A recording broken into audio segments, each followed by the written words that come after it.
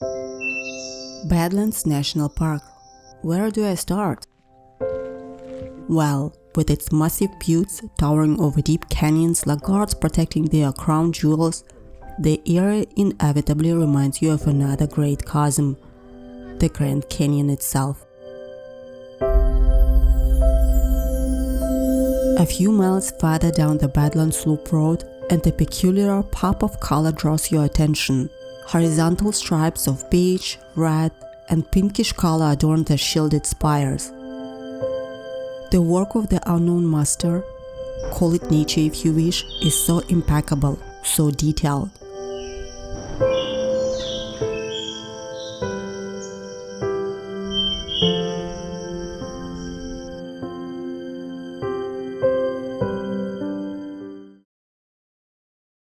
Come on, boys.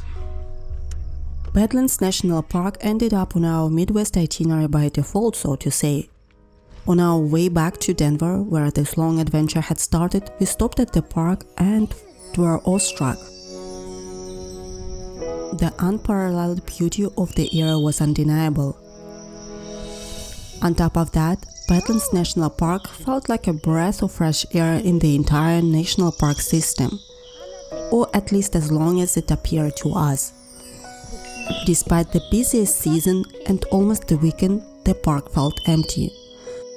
Not exactly deserted, but compared with frequently visited national parks, it was a traveler's dream come true. All you need is to linger long enough at one overlook, and that large coach tour drives away, taking with it the majority of the onlookers. And just like that, within a few minutes, you have this small corner of the Badlands all to yourself.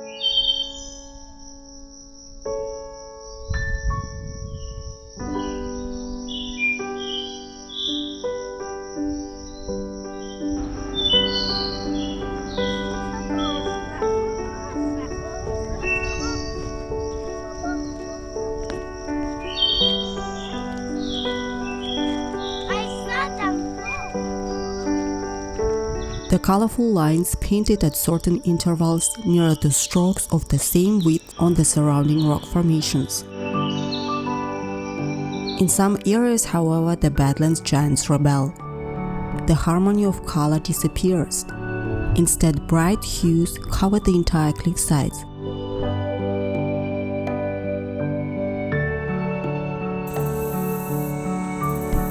Yellow and red shades emerge, as if the painter accidentally overturned his palette and the gamut of color spilled over the Badlands.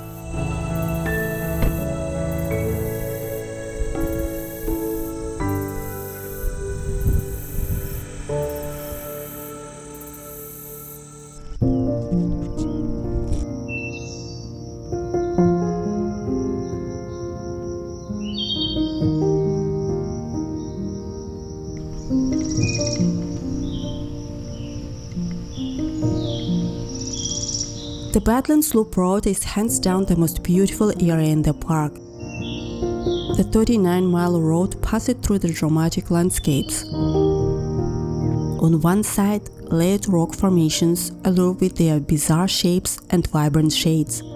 Endless prairies where Badlands wildlife can be spotted grazing unfold on the opposite side.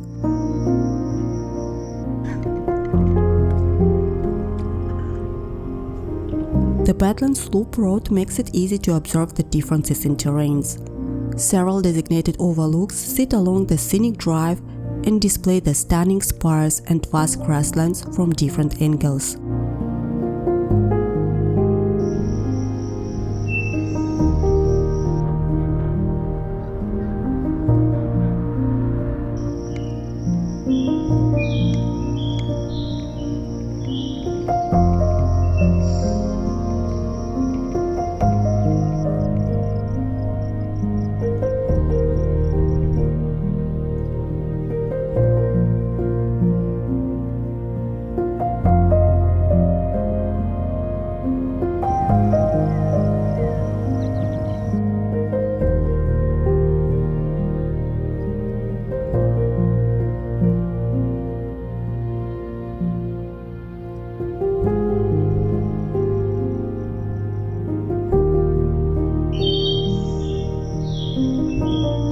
To your right or left, depending on where you're heading, grassland spreads as far as the eye can see. This vast area inhabited by abundant wildlife may look sad in fall when seasonal turbulence strips it of vibrant summer colors. The Great Plain may look wintry festive a couple of months later. But in summer, adorned with the vibrant green tones intermixed with yellow dots of wildflowers, it is a sight to behold. Because they have a wide jaw. How about save this question and ask me in the car?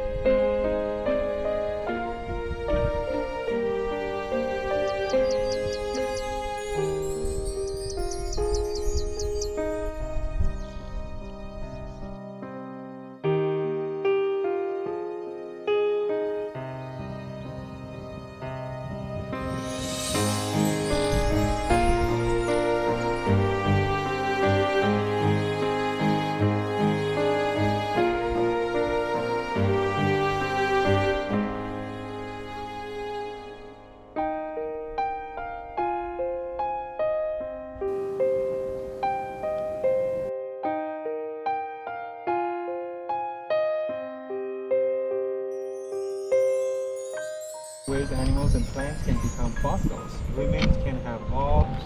Some fossils are impressions, casts, or molds of the remains. Most of the official hiking trails in the Badlands are short. A few span a mile or two. The majority are less than that.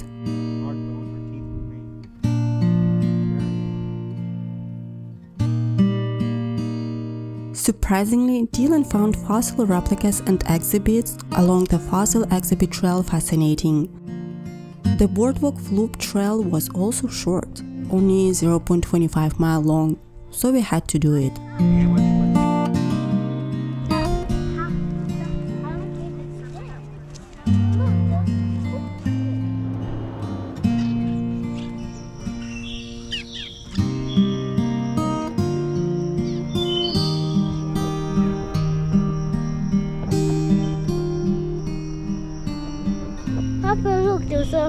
Then it was the window trail.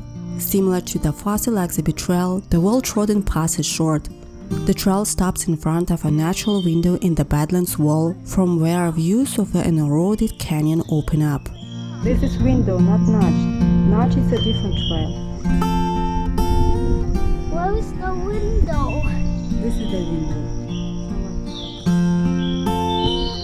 The Notch Trail is hands down the most interesting in the Badlands. This 1.5-mile round-trip trail runs through a wide canyon with the towering spires guarding it from a distance. Here is the big ladder.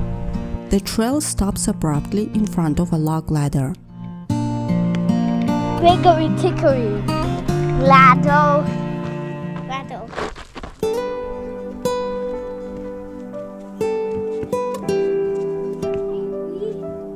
When you make all the way to the top of the ladder, follow the trail to your left. It's quite narrow here. The ledge is about 6 feet wide. But the views into the canyon are incredible.